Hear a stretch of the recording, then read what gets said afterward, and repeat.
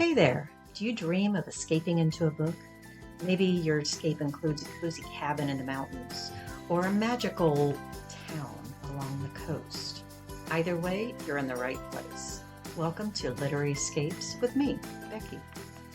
This year on the podcast, we're exploring the United States. So every week I'm going to bring you a new book set in a different state. So let's see where we're going today. Welcome back to the Literary Escapes podcast. I am your host, Becky, and we are continuing our tour around the United States. We are on week 28, and our stop this week is in Montana. I love Montana. And our tour guide this week is author Penny Zeller. And welcome, Penny. I'm so glad to have you here. Thank you, Becky. It is great to be here. I love Montana. I've only been there maybe a handful of times, but it is such a beautiful state. And I guess maybe it's just the pieces that I've been to. We went to a family wedding out there out in Glacier, actually, Glacier Park, a couple summers ago, and did some hiking out in Glacier. And holy moly, it was just breathtaking, especially being from Florida. It is like night and day from Florida. So tell us, I guess, a little bit about your experiences with Montana and some of the things that you really enjoy about it. Sure, I love Montana as well. I have been to several places there, but I have not yet been to Glacier, unless you count on the stair stepper at the gym. They do have a. I love that. I've been to Glacier there. It's gorgeous. That's awesome. But one of my absolute favorite times in Montana, if you ever have an opportunity to go on the Hiawatha Trail, it is amazing. So we loaded up the bikes and went cross country, or cross state, I should say, to the Hiawatha Trail where you can ride your bikes. I suppose you could also walk or run it as well, but there are some tunnels. There are actual railroad tunnels. Very and cool. You're up on these trellises. And it's absolutely breathtaking. I've never seen anything like it before. You're on top of the world. And the way back, because we didn't plan our strategy as well as we should have, we had to ride the bus on the way back. And let's just say next time we are going to ride the bikes the entire way there. And on the way back, the back end of the bus was off of the edge as we were coming down the road. So thank goodness we were in the front of the bus. But, it's quite a memorable event. I remember when we were going up to one of the trails in Glacier for hiking, it was terrifying. I wasn't even driving, and I was on the inside part of the mountain most of the time, for the trip up anyway.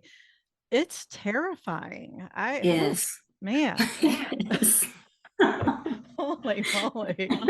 That's the people who do that on a daily basis, man, bless them, because I couldn't do that.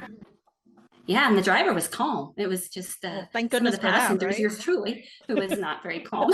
You want the driver to be calm. That's a good thing. Yes. How long was the Hiawatha Trail? If I remember correctly, it's like 15 miles or something. Okay. I'd have to look up for sure, but it's a long distance. It's a hefty, we stopped. Yeah, it is easily. We stopped, nice. Had lunch, packed our lunch, and so it's very much worth going there. The whole Lolo Pass in that area by Missoula and Idaho border is just amazing anyway. That sounds cool.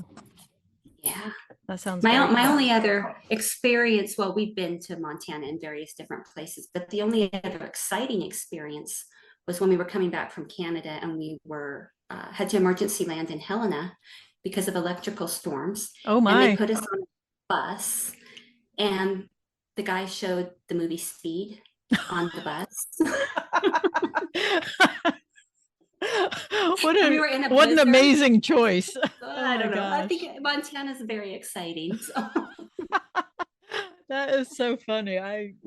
That is how perfect. Oh my gosh.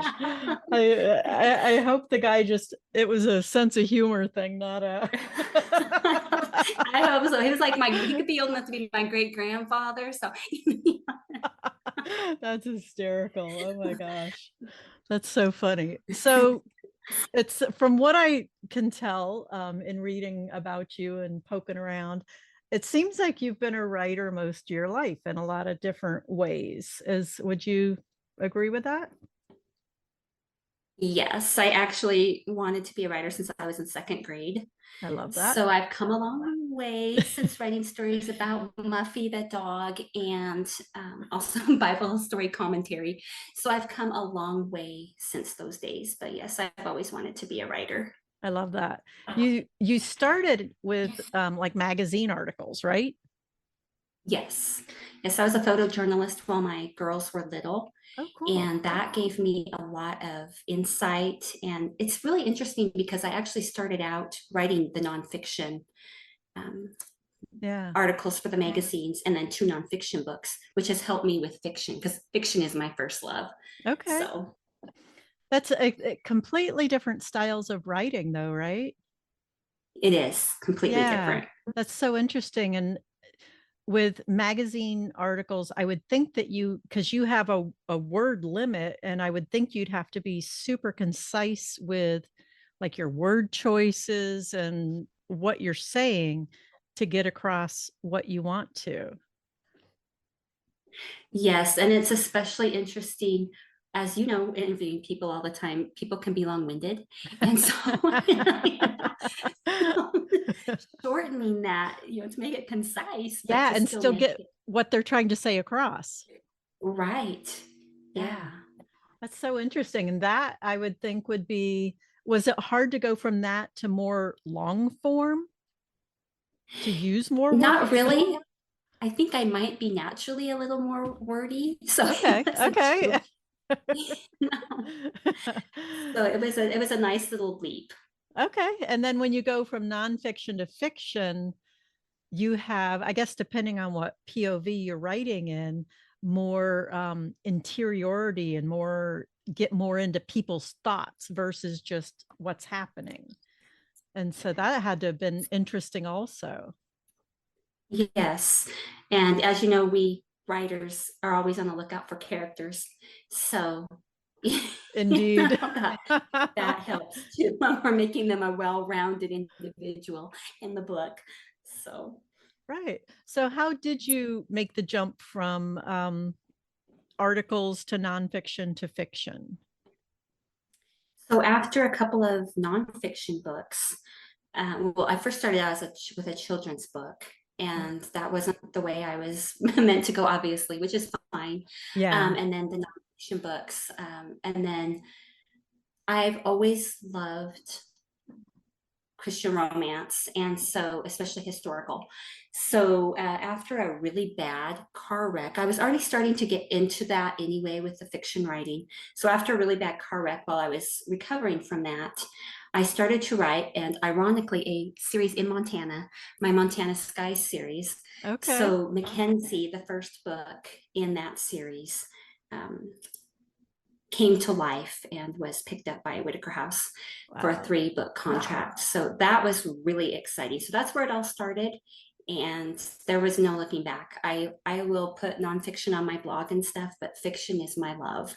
Yeah. So that's That's so interesting. And to go the historical route, what is it about the historical and I guess what time periods? Um, how did that capture your attention? well, and just I do once in a while come and live in the present in my contemporary I saw that on your books, but blog or on your website. Yeah. yeah, yeah. But the historical, the historical is just it's a simpler time.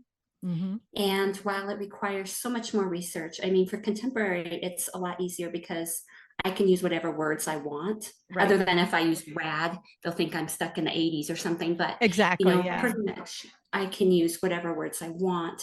In the historicals, I have to constantly be looking to make sure those words were in usage and make sure Yeah. that, yeah. And I spend a lot of time looking up research in both online and in our local library. Yeah.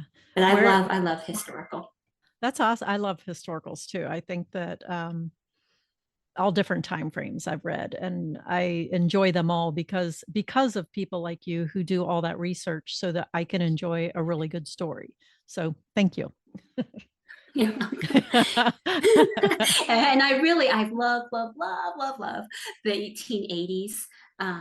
But I've started a couple of them like in the late 1860s, early 70s, and then some 1880s. And then, of course, Love in Disguise is in 1911, which was Okay. super fun because she has a car, a Ooh. Model T that she drives around. So that was super fun because she's kind of rebellious. So I fun to like have her drive that. that around. I like those kind of characters.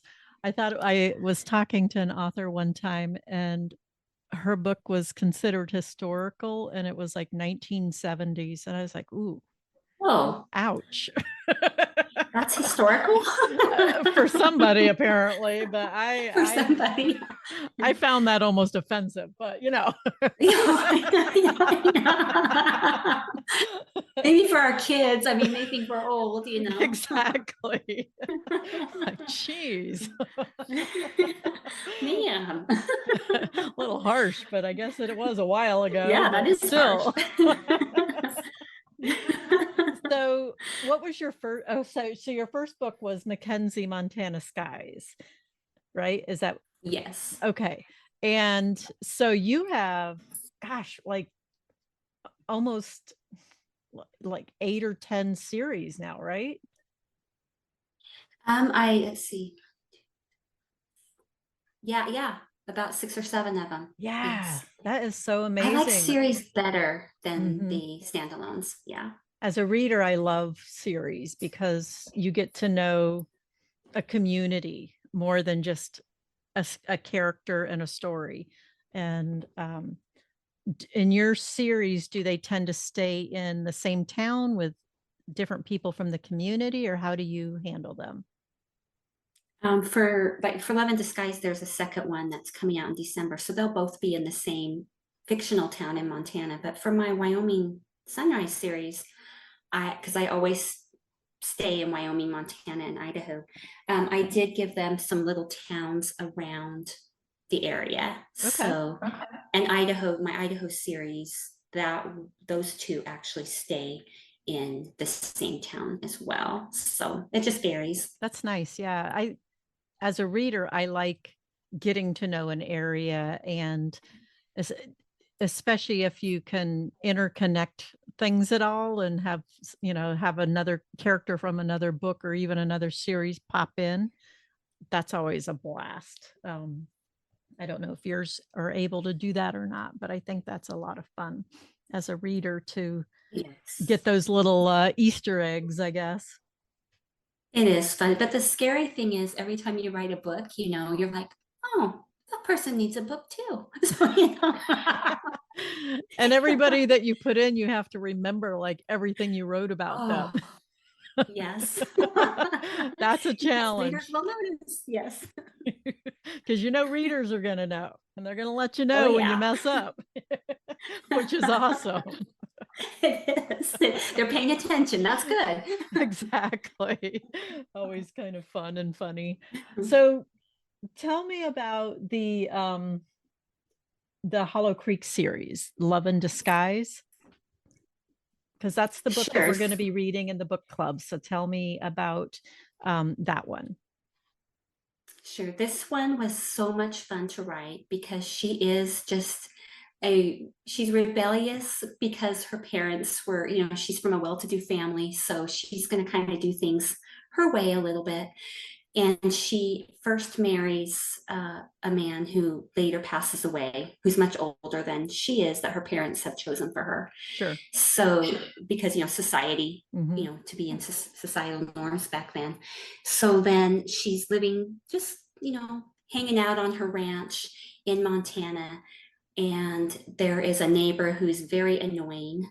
And little does she know, he is the same one that she is actually meeting They have met on accident in Missoula, Montana. So I do have them travel from the fictional town of Hollow Creek to Missoula. And she Okay. has met him in an interesting way when she drops all of her parcels all over the road and she's laying there in a heap. And this handsome, of course, they're always handsome. They're always never, handsome. Portly and bald. He's handsome, and that's how they meet.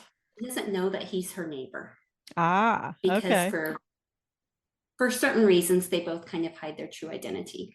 So his cows keep getting on her ranch and Darn eating her cows. flowers, and so, which there's more cows than people in Montana, so Exactly. it's kidding. That's so funny. So,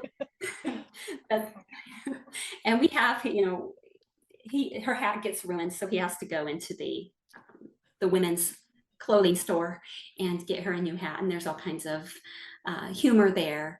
So it's just a really fun book. There's a few sad parts in there, but it's a very humorous book. So. Nice. I love that. Your stories are described as heartfelt stories with faith-filled happily ever afters. And I really enjoy the combination of those, the words that you chose for that. I think that's a lovely way of summing up stories and how you write. Oh, thank you. Well, life is hard. So why not immerse yourself in a book my books all have happy endings.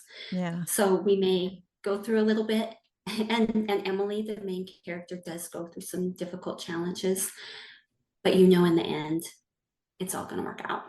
Well, and I think people want, our lives might be challenging and tough. And like in your story, Emily, her life might be challenging and tough, but we know Emily's going to get her happily ever after. Even if ours isn't here yet, we know if we immerse ourselves into Emily's world, she's going to get hers.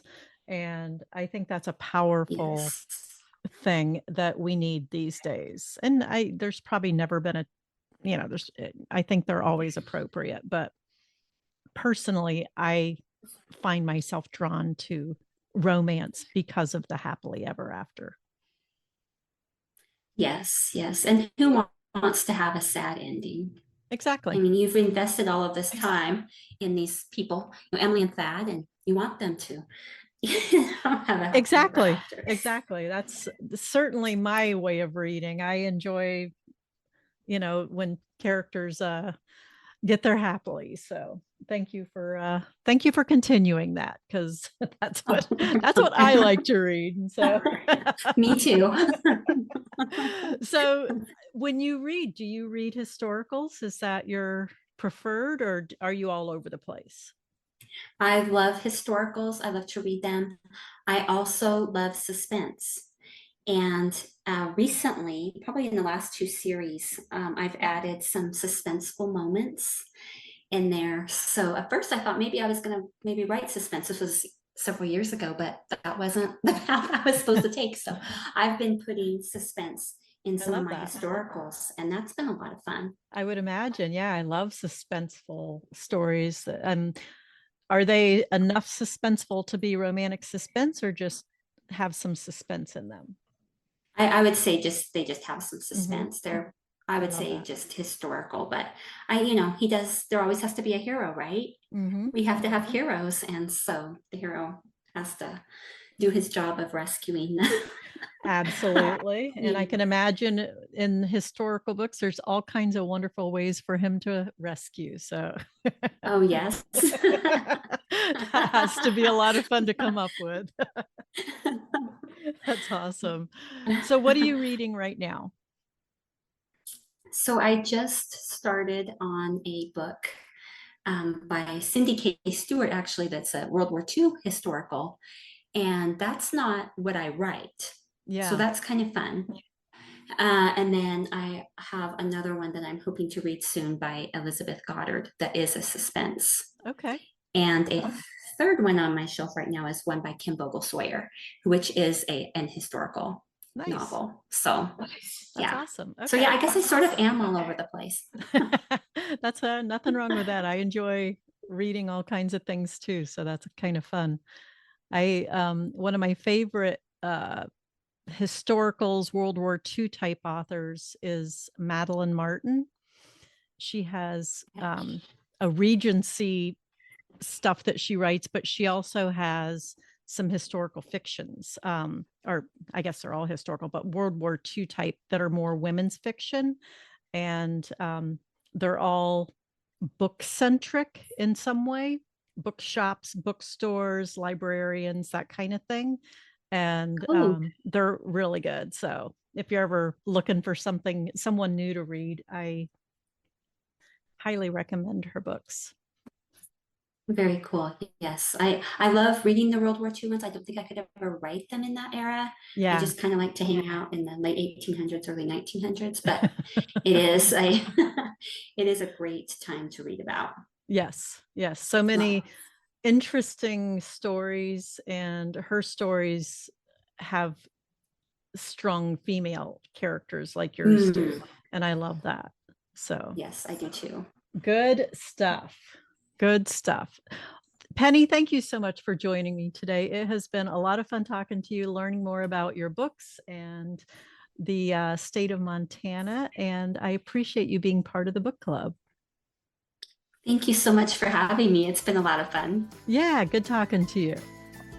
Thanks for joining me today. If you'd like to be part of the Read Across the U.S. Book Club, I'd love to have you join us. There is a link in the show notes. So just head down there and click, and we will welcome you in.